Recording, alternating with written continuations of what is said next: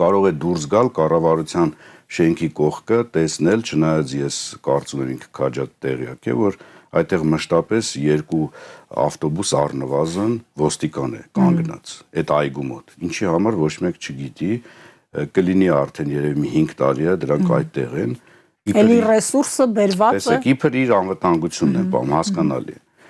Այդ իրան ընդհանրապես թվում է, որ իր անվտանգությունն են պահում, իրականում 24 ժամ ծառի տակ նստելու պատրաստ տղամարդը ոչինչ էլ չի կարող անել, որ մնաց վարչապետի անվտանգություն պահել, բայց դա ռեսուրս է։ Իհարկե։ Այդ մարդկանց կերակրում են, աշխատավարձ են տալիս, հագուստ են տալիս։